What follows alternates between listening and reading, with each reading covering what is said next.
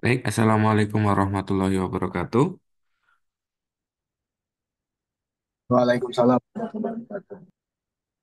Oke, selamat malam rekan-rekan kelas malam semester 1 di Prodi TRPL ya. Jadi mohon maaf minggu lalu saya belum bisa atau tidak bisa mendampingi perkuliahan secara sinkron ya karena ada agenda sebagai DPL sehingga melaksanakan TOT ya Jumat dan Sabtu sehingga hari Kamis kemarin tuh saya plotkan untuk perkuliahan secara luring ya sehingga untuk yang perkuliahan daring yang hari Kamis itu semuanya saya asinkronkan. Oke,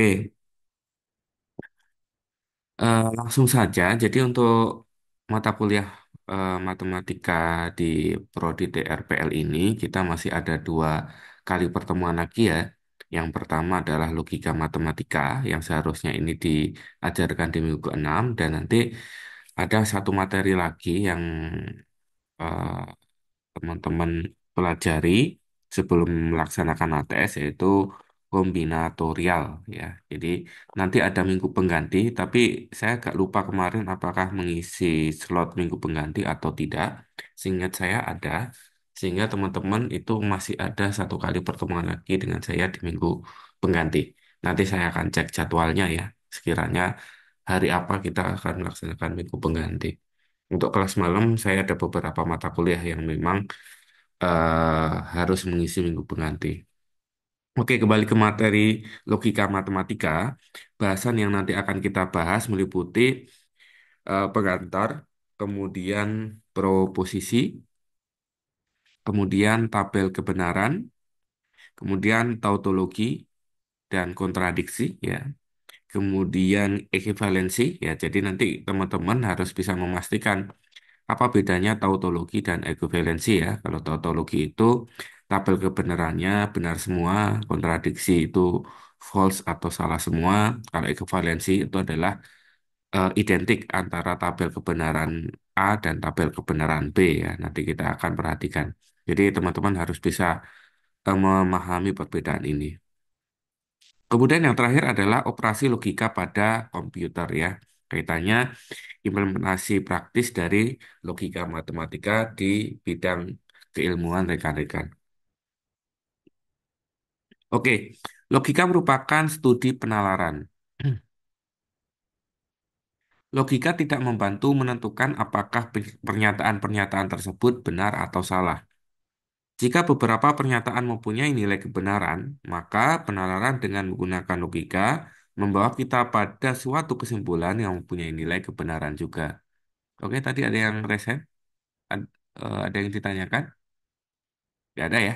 Oke, saya lanjutkan saja. Suara saya terdengar ya, rekan-rekan ya? Halo, Jelas, Pak. Oke, makasih. Logika mempunyai aplikasi yang luas di dalam ilmu komputer. Beberapa contoh penerapan logika matematika dalam bidang informatika, contohnya pengembangan basis data digunakan untuk query, ya, pemisahan data, ya, melogika, melogika penyortiran data gitu ya. Kemudian yang kedua adalah keamanan siber, ya, mengevaluasi beberapa faktor autentifikasi ya, misalnya pengisian tanggal kelahiran misalnya untuk mengisi identitas suatu hal gitu ya. Kemudian yang ketiga contohnya adalah sistem pengendalian akses, ya, jika pengguna memiliki peran tertentu, maka dia dapat mengakses fitur tertentu ya. Jadi misalnya hak akses setiap user berbeda-beda, ya maka kita menerapkan logika matematika untuk beberapa akses fitur tertentu. Kemudian yang keempat, kecerdasan buatan dalam menarik kesimpulan dari sebuah data ya, untuk menarik kesimpulan data dalam waktu yang cepat ya. Dan beberapa contoh yang lainnya yang tidak bisa saya sebutkan satu persatu.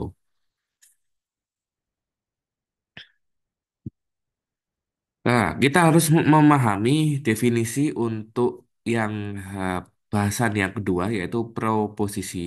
Proposisi adalah kalimat deklaratif yang bernilai benar, true atau salah, false, tetapi tidak dapat sekaligus keduanya. Kebenaran atau kesalahan dari sebuah kalimat disebut nilai kebenarannya atau truth value. Contohnya, proposisi adalah sebagai berikut. 6 adalah bilangan genap, ya. Kemudian input tidak kosong. Kemudian format input adalah DD mon mon yer yer yer yer. Contoh yang bukan proposisi contohnya adalah apakah input kosong? Nah, ini karena kalimat tanya ya. Kemudian bacalah buku ini ya. Ini kalimat perintah ya dan ini bukan menyatakan suatu pernyataan. Kemudian X plus 3 sama dengan 8 ya karena ini rigid ya nilai X itu pasti 5. Kombinasi proposisi ya di sini proposisi baru atau proposisi majemuk dapat dibentuk dengan mengkombinasikan satu atau lebih proposisi. Ada yang disebut sebagai konjungsi. Misalkan P dan Q adalah proposisi. Konjungsi P dan Q dinyatakan dengan notasi P, simbol V terbalik atau dan Q ya.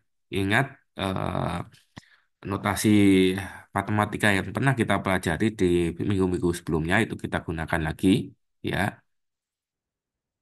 Seperti apa namanya intersect dan union ya. Jadi kita untuk analogi sederhananya eh, simbol ini lebih mendekati huruf N ya. Jadi kalau saya menghafalkannya seperti itu. Jadi P dan Q atau P and Q adalah proposisi P dan Q.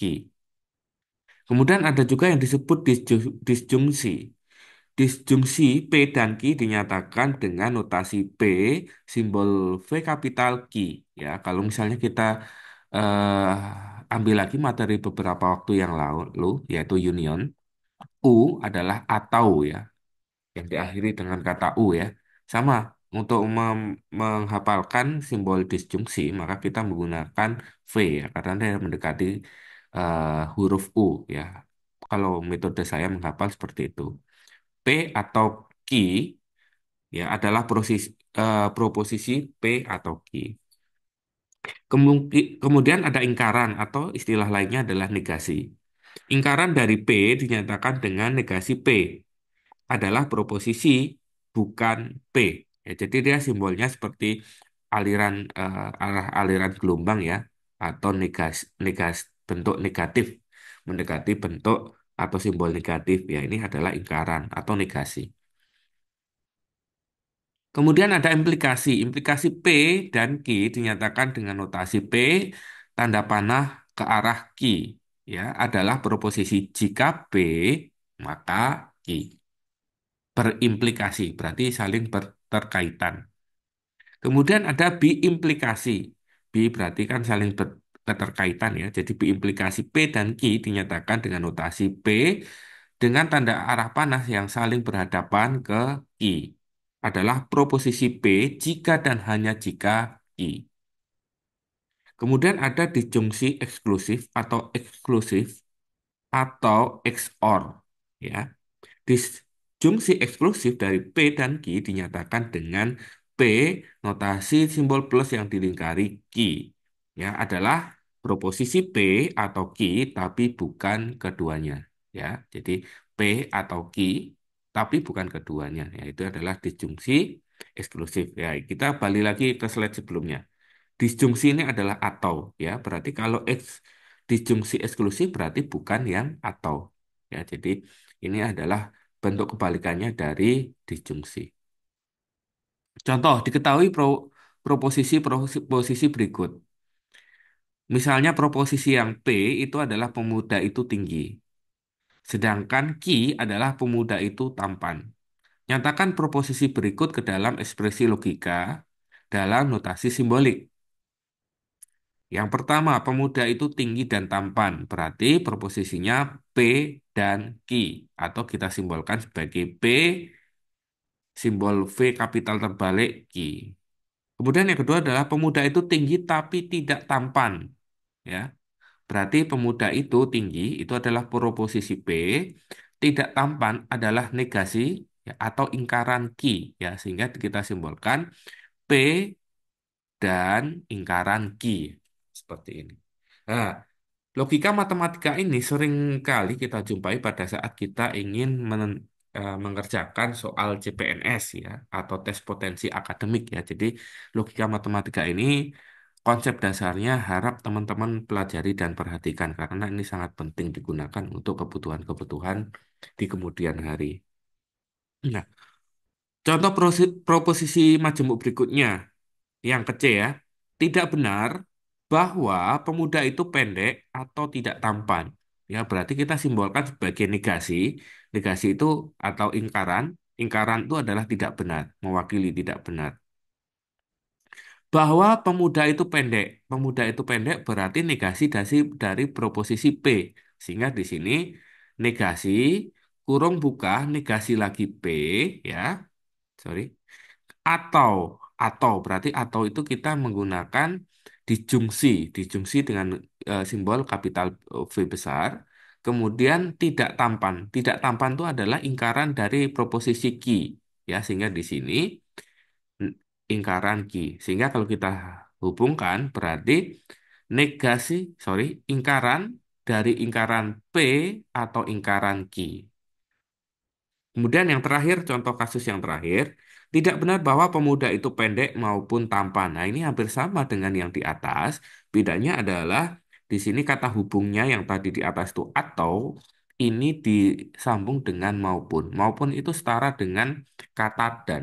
Sehingga di sini simbolnya adalah ingkaran dari ingkaran P dan ingkaran I. Nah, seperti itu. Contoh kasus, misalkan sebuah aplikasi web meminta pengguna untuk memasukkan tanggal lahir. Pengembang web perlu memastikan bahwa input tersebut valid, yaitu tanggal tidak kosong. Yang pertama, ya berarti kita membuat proposisi pertama adalah tanggal tidak kosong.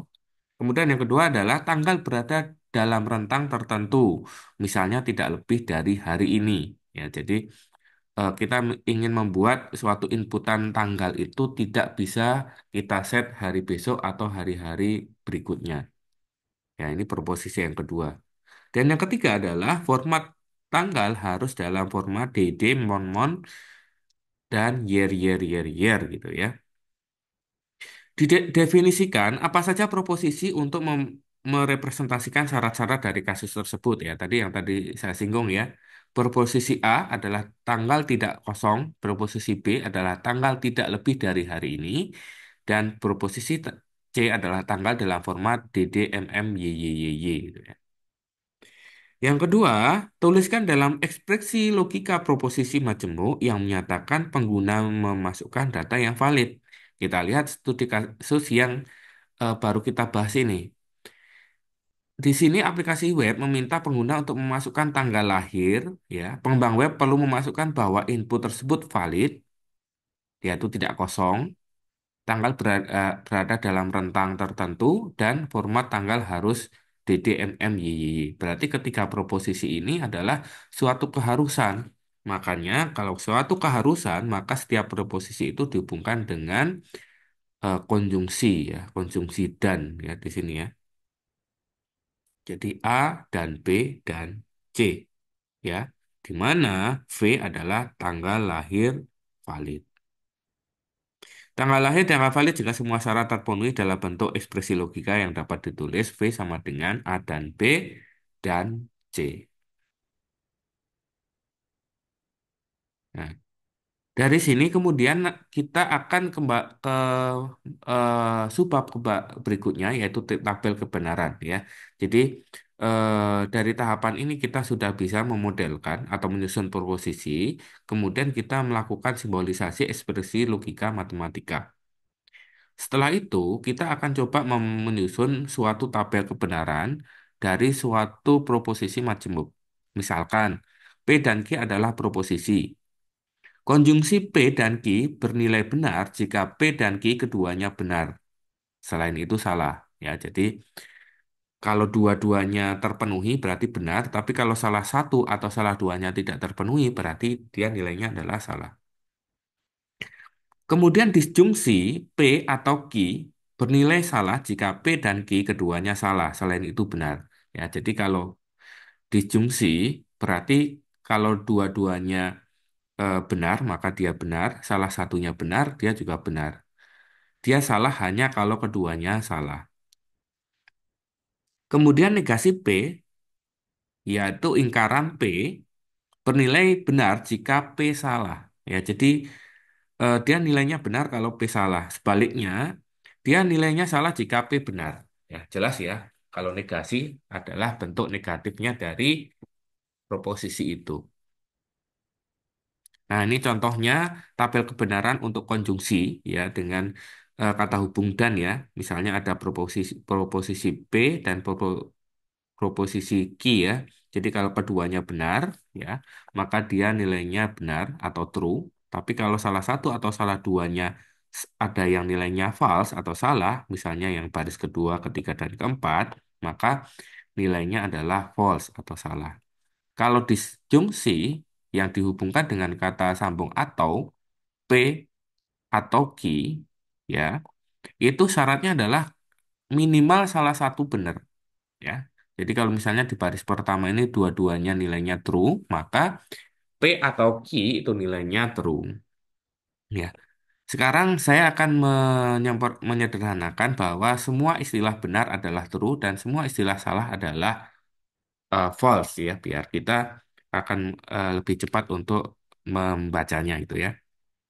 Disjungsi baris yang kedua, ini ada salah satu yang benar, maka dia, maaf, ada salah satu yang nilainya true, maka P atau Q-nya adalah true. Sedangkan pada baris yang keempat, di mana nilai P dan Q adalah dua-duanya false, maka nilai P atau Q adalah false. Sedangkan kalau negasi dia sangat sederhana, yaitu berkebalikan. Kalau P-nya itu adalah true, maka negasinya adalah false. Kalau nilai P-nya adalah false, maka negasinya adalah true. Jadi tinggal dibalik saja.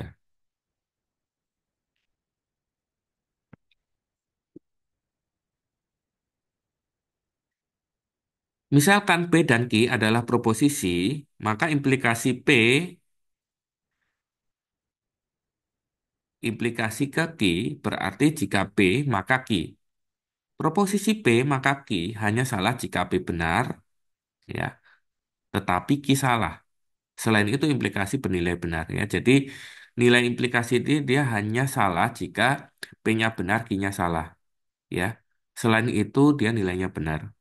Kemudian kalau biimplikasi ya disimbolkan dengan P berimplikasi Q berarti P jika dan hanya jika Q. Proposisi P biimplikasi Q adalah benar jika P dan Q mempunyai nilai kebenaran yang sama. Kemudian ada eksklusif OR atau XOR P dan Q dinyatakan dengan notasi P XOR Q. Berarti P atau Q tetapi bukan keduanya. Proposisi ini bernilai benar jika hanya salah satu dari P dan Q benar. Selain itu nilainya adalah salah. Sehingga untuk mempermudah untuk menyajikan atau menginterpretasikannya, maka kita perlu membuat sebuah tabel kebenaran. Ini contohnya implikasi, maka ya, di mana di sini ada daftar nilai P dan Q, ya. P implikasi Q, ya, dia nilainya selalu benar kecuali jika P benar, maka Q false, maka nilainya adalah false. Ya, selain itu adalah nilainya benar. Kalau biimplikasi, ya, ingat biimplikasi adalah benar jika P dan Q mempunyai nilai kebenaran yang sama. Sehingga kalau misalnya dua-duanya true atau dua-duanya false untuk yang biimplikasi, maka nilainya true. Tapi kalau salah satunya tidak sama, maka nilainya adalah false karena dia biimplikasi. Panahnya saling berhadapan ya. Jadi untuk mempermudah analogi logika matematika kita ya kalau saling berhubungan ya kalau misalnya dua-duanya false dia benar, kalau dua-duanya true berarti dia juga benar. Kemudian eksklusif OR ya, eksklusif OR ya. Ini adalah kondisi di mana proposisi ini bernilai benar jika hanya salah satu dari P dan Q benar. Ya, selain itu nilainya salah. Nah, ini berkebalikan dari biimplikasi. Ya, jadinya kalau dua-duanya nilainya benar atau dua-duanya nilainya salah, maka dia nilainya adalah salah atau false. Tapi kalau salah satunya berbeda dengan proposisi yang lainnya, misalnya proposisi P itu true, proposisi Q adalah false, maka dia nilai P eksklusif or Q-nya itu adalah true. Sedangkan kalau misalnya proposisi P-nya itu adalah false dan proposisi Q-nya adalah T atau true, maka dia juga eksklusif or-nya adalah true ya. Jadi kalau eksklusif or itu yang benar kalau salah satunya berbeda atau salah satunya salah, itu nilainya true. Tapi kalau keduanya sama itu adalah false. Dia berkebalikan dengan biimplikasi tabel kebenarannya. Nah, ini kita akan mencoba membuat tabel kebenaran yang berkaitan dengan implikasi ya. Jadi ini ada proposisi P, proposisi Q, ya, kemudian negasi P berarti kita eh, menegasikan atau membuat ingkaran dari proposisi P. Kalau di sini true, true, false, false, berarti di sini false, false, true, true. Kemudian negasi Q atau ingkaran Q itu adalah ingkaran dari proposisi Q. Kalau Q-nya itu adalah true, false, maka di sini adalah false, true, false, true. Kemudian kita melihat implikasi P ke Q, ya, ya, P ke Q, ya. Kalau false, false berarti dia nilainya true. Kemudian ini sebenarnya kayaknya kebalik ini ya.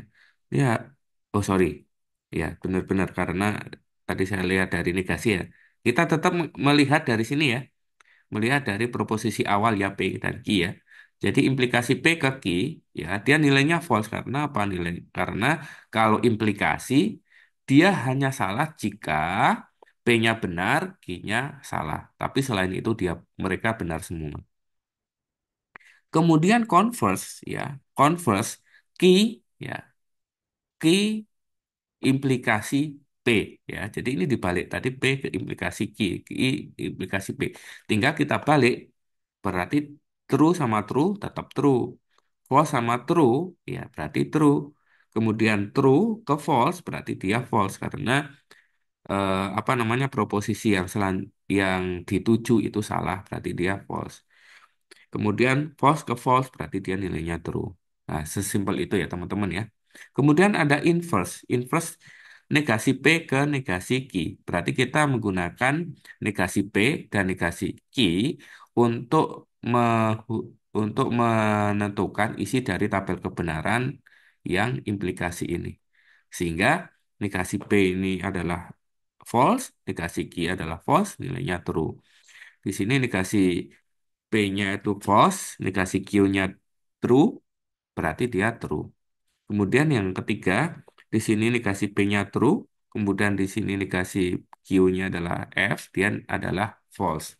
Ya, karena implikasi itu semuanya bernilai false jika salah satu, di, maaf, implikasi yang dituju itu false, maka dia false. Selain itu semuanya true. Kemudian ini dikasih si P ini adalah true, ya. Kemudian dikasih Q adalah true, maka dia jelas nilainya true. Kemudian kontraposisi ya, ini dibalik ini negasi Q implikasi ke negasi P. Tinggal kita balik saja menggunakan nilai kebenaran pada kolom 4 ke kolom ketiga. Dia nilainya false saja hanya di baris yang kedua ya di mana negasi Q-nya adalah true, kemudian negasi P-nya adalah false. Maka dia nilainya false di sini. Yang lainnya nilainya adalah true. Contoh berikutnya adalah tabel kebenaran proposisi majemuk P atau Q dan negasi P atau P atau Q dan ingkaran P ya. Berarti untuk membuat tabel kebenaran berarti kita buat susun dulu isi dari proposisi P dan proposisi Q, ya. Kemudian kita bikin juga tabel kebenaran yang mengisi isi dari P atau Q, ya. Dan Berikutnya kita membuat tabel kebenaran dari negasi P. Kemudian yang terakhir ini adalah menjawab tabel kebenaran dari proposisi majemuk yang ingin ditanyakan. Settingan awal untuk mengisi proposisi P itu adalah true true, false false, dan proposisi Q adalah true false, true false. Sehingga kita bikin tabel kebenaran untuk kolom yang ketiga P atau Q terlebih dahulu, ya, di mana di sini nilainya akan true, ya, nilainya akan true semuanya kecuali jika nilai proposisi P dan proposisi Q ini sama-sama false, maka dia nilainya false. Sehingga dia nilainya hanya false di baris keempat. Kemudian negasi P ini tinggal kita negasikan dari proposisi P. Di sini adalah true true, false false. Berarti di sini false false, true true. Yang tahapan terakhir berarti kita hubungkan antara tabel kebenaran kolom yang ketiga dengan tabel kebenaran di kolom yang keempat dengan notasi konjungsi dan, ya. Berarti kalau dan dia, ya, dia itu nilainya benar atau true jika keduanya sama, ya. Sehingga di sini nilainya false karena di sini true, di sini false. True false ketemunya false. True true ketemunya true, false true ketemunya adalah false. Jadi dia nilainya hanya true di baris ketiga saja. Nah, semoga ini akan memberikan gambaran bagi teman-teman untuk menyelesaikan contoh-contoh kasus untuk mengisi tabel kebenaran berikutnya. Jadi ketika teman-teman melihat proposisi majemuk seperti ini, teman-teman nggak usah pusing, ya. Jadi misalnya seperti ini, seperti biasa, ini ada PQR, berarti kita susun tiga proposisi PQR, ya. Jadi susunannya P itu adalah setengah benar dan setengah salah. Yang dia urutannya adalah true, true, true, true, false, false, false, false. Karena ada tiga proposisi, maka kita buat 8. Kemudian key itu kita selang per 2. Jadi true, true, false, false, true, true, false, false gitu, ya. Kemudian R itu selangnya per 1. Jadi true, false, true, false, true, false, true, false, true, false, ya. Jadi nanti kemungkinannya akan lebih bervariasi. Kemudian P dan Q. P konjungsi Q, ya. P konjungsi Q. Dia nilainya true atau benar jika keduanya adalah nilainya benar, ya. Nah, di sini yang nilainya benar hanya dua baris pertama. Kemudian kita butuh juga nilai negasi Q, ya. Negasi Q itu adalah kebalikan dari proposisi Q. Jadi kalau Q-nya di sini adalah true true false false true true false false, berarti di sini kita buat false false true true false false true true. Kemudian kita susun untuk yang proposisi majemuk yang di sebelah dari eh, disjungsi ini, ya, yaitu negasi Q dan proposisi R. Negasi lingkaran Q dan R, ya. Jadi di sini dan dia nilainya adalah benar jika keduanya benar. Negasi Q-nya di sini T, kemudian R-nya adalah di sini T. Berarti dia nilainya true di sini. Kemudian mana lagi yang nilainya negasinya Q true tapi R-nya true, dia ada di baris ke 7. Berarti dia nilainya true. Selain itu nilainya false semua. Baru yang terakhir kita menyusun proposisi majemuk P dan Q atau negasi Q dan R dengan menghubungkan antara tabel kebenaran kolom yang ketiga dengan tabel kebenaran kolom yang ketiga dengan adanya eh, disjungsi ini, disjungsi atau gitu, ya. Di sini kalau atau berarti dia nilainya true kalau salah satunya benar. Berarti kalau kita lihat di sini salah satunya benar, berarti dia nilainya true. Di sini true, ada true satu benar, ada true lagi dia benar, ada true lagi dia benar. Di sini false dengan false berarti dia false. Kemudian di sini false dengan false dia nilainya false. False dengan false dia nilainya false. False dengan true ada nilai true berarti di sini true. Yang terakhir false dengan false dia nilainya adalah false. Sehingga tabel kebenaran yang terakhir sudah berhasil kita susun pada kolom yang ke-7. Nah, selanjutnya kita akan membahas tentang tautologi, kontradiksi, dan juga ekvivalensi. Ya, jadi teman-teman, ini berkaitan juga dengan tabel kebenaran yang tadi kita bahas. Kita harus perhatikan definisinya terlebih dahulu. Sebuah proposisi majemuk disebut tautologi jika ia benar untuk semua kasus. Ya, jadi kalau tabel kebenarannya true semua, berarti itu adalah tautologi. Sebaliknya disebut kontradiksi jika ia salah untuk semua kasus. Ya, atau nilainya false semua. Contoh, buktikan P atau ingkaran dari P dan Q adalah tautologi dan proposisi majemuk P dan Q dan ingkaran P atau Q adalah kontradiksi. Nah, contohnya seperti ini. Ini kita ingin membuktikan bahwa proposisi majemuk yang kita tanyakan itu dia nilainya eh, tautologi atau kontradiksi ya. Jadi kita buat kembali lagi untuk yang kolom pertama dan kolom kedua adalah proposisinya. P diisi dengan true true false false dan Q diisi dengan true false. Kemudian kita buat hubungan maaf logika matematika P dan Q ya. P dan Q dia nilainya true jika kedua-duanya true, maka di sini hanya nilainya satu saja yang true yaitu di baris yang pertama dan false di baris-baris yang lainnya.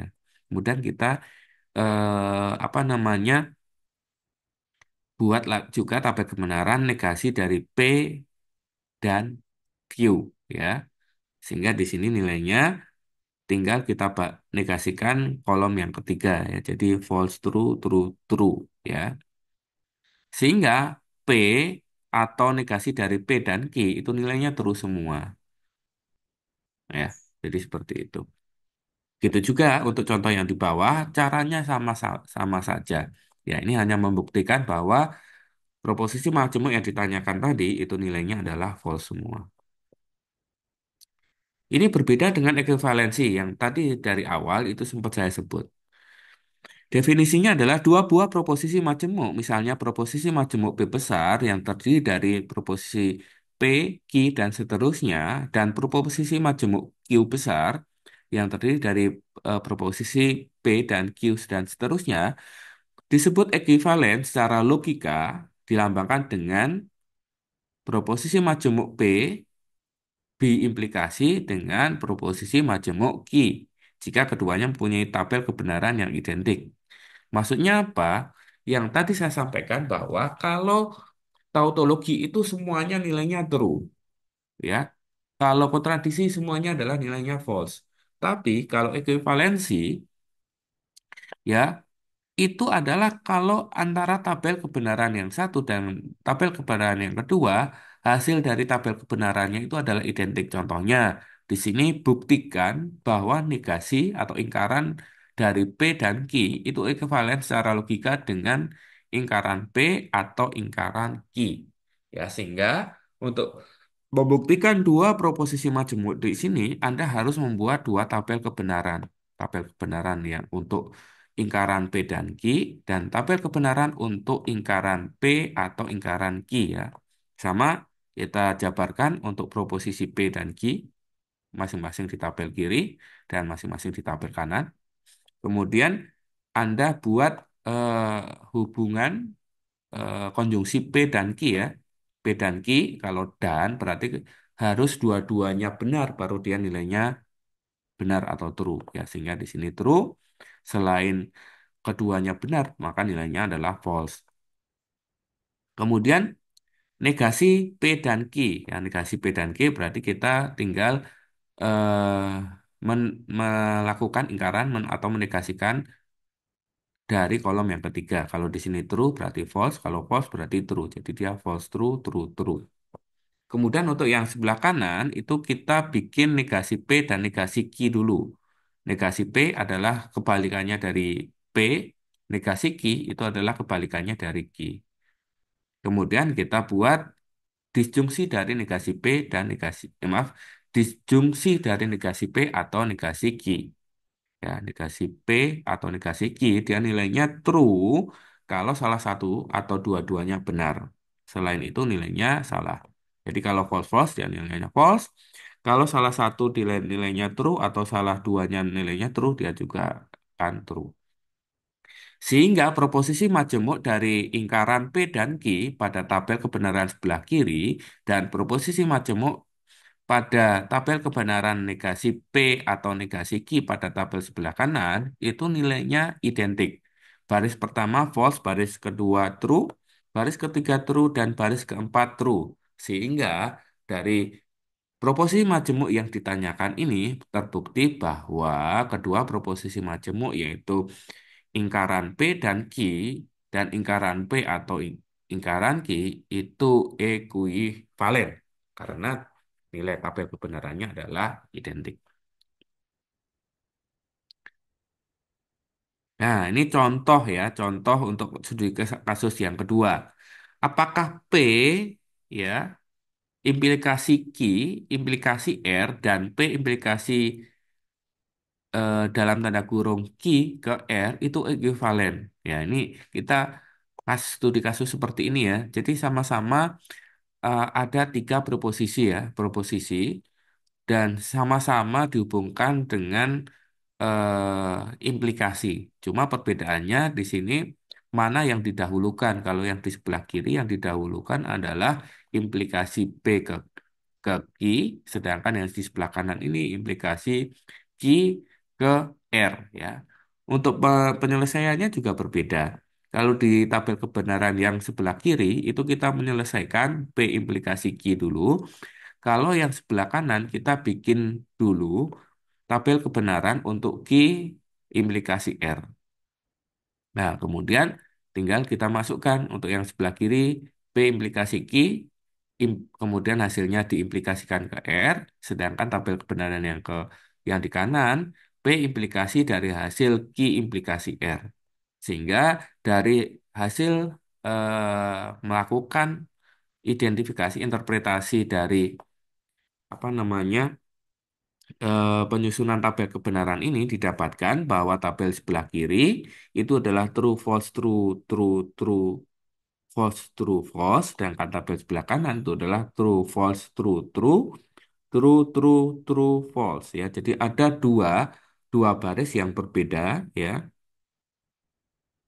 yaitu baris yang ke 1, 2, 3, 4, 5 tuh 1, 2, 3, 4, 5, 6 ya 6 dan 8 yang berbeda sehingga karena tabel kebenaran di proposisi majemuk kiri dan yang kanan itu tidak menghasilkan nilai kebenaran yang identik, maka proposisi majemuk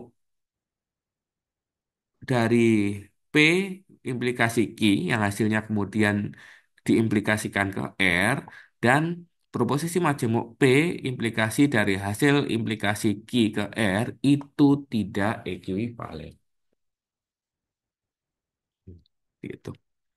Nah, ini contoh-contoh bagaimana kita membedakan antara tautologi, kontradiksi, dan ekuivalensi pada saat kita menyusun tabel kebenaran. Nah, selanjutnya kita akan membahas tentang operasi logika pada komputer. Ada dua yang sering kita gunakan yaitu operasi boolean dan operasi bit. Operasi boolean dinyatakan dalam ekspresi logika. Operator boolean yang digunakan adalah and, dan, or, atau, kemudian eksklusif, yaitu XOR dan not atau tidak atau negasi atau ingkaran. Ekspresi tersebut hanya menghasilkan satu dari dua nilai, true atau false. Misalnya, X1, X2, X3, dan X4 adalah peubah boolean dalam bahasa Pascal, ya, seperti X1 dan X2, X1 or not X2 and X3 yang bersesuaian dengan ekspresi logika X1 dan X2 dan X1 atau ya, X1 or ya, or itu kan atau. Not itu berarti negasi atau ingkaran.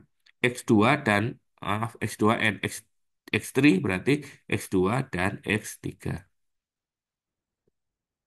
Sedangkan operasi bit ya, komputer merepresentasikan informasi dengan menggunakan bit. Sebuah bit hanya mempunyai dua nilai, yaitu one and zero. di mana one atau satu untuk merepresentasikan true atau T, dan zero atau nol untuk false, F. Maka operasi bit tersebut seperti satu dan nol, kemudian satu atau nol, maaf, nol atau nol, dan satu nor nol yang bersesuaian dengan ekspresi logika seperti negasi F, F dan F atau F dan T, XOR F.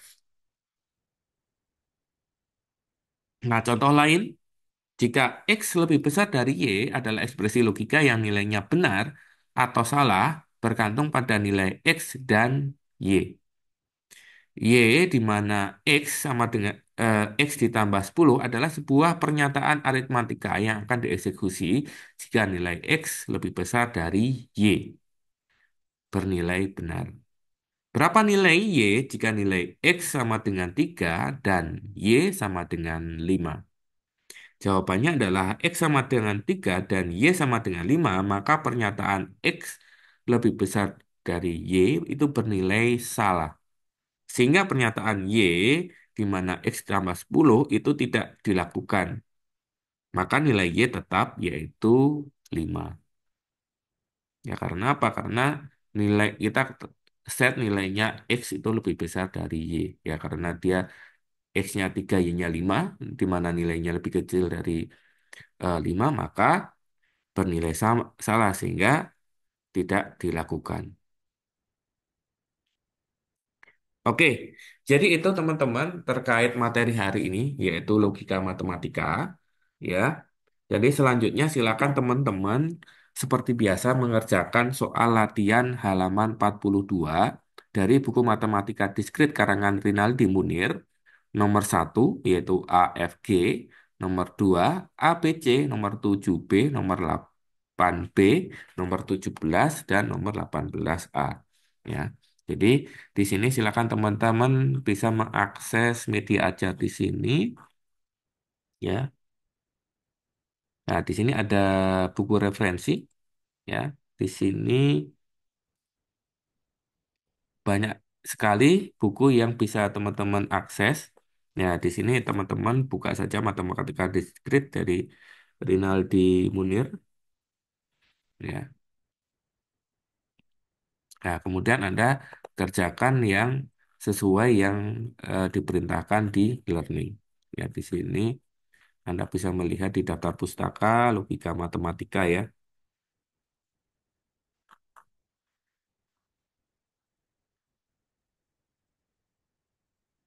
Ya. Jadi silakan teman-teman unduh dulu dari buku referensi yang ada di learning. Kemudian teman-teman mengerjakan soal latihan halaman 42 dari buku-buku buku matematika diskrit karangan Rinaldi Munir ya, jadi halaman 42. Silakan teman-teman mengerjakan, kemudian mengupload hasilnya ini ke folder yang sudah saya sediakan. Di sini durasi waktu yang bisa dikerjakan diberikan sampai 3 hari lebih ke depan ya. Jadi teman-teman bisa maksimalkan, bisa dicicil pekerjaannya dari sisa sesi hari ini. Sesi hari ini saya kira masih ada hampir satu sesi ya, bisa dimanfaatkan dengan baik untuk mengerjakan tugas ini ya. Oke, sampai di sini. Ada yang ingin ditanyakan?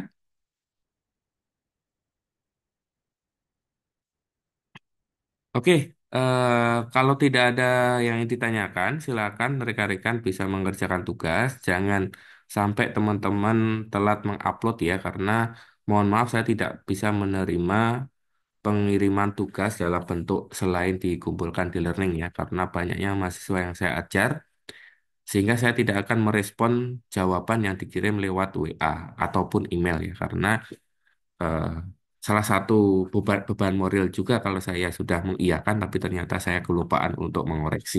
Jadi semuanya kita satu pintu saja menggunakan learning. Kemudian untuk absensi saya minta tolong untuk ketua kelasnya itu nanti japri ke saya siapa saja yang nggak hadir hari ini ya. Saya kira seharusnya banyak yang hadir karena hampir 60 mahasiswa. Ya, jadi saya tunggu malam ini untuk nanti saya absen. Oke, mungkin itu saja teman-teman yang dapat saya sampaikan. Terima kasih atas eh, atensi dan perhatiannya. Saya akhiri, wassalamualaikum warahmatullahi wabarakatuh. Selamat malam. Waalaikumsalam. Salam, Pak. Salam, Pak. Waalaikumsalam. Salam, Pak.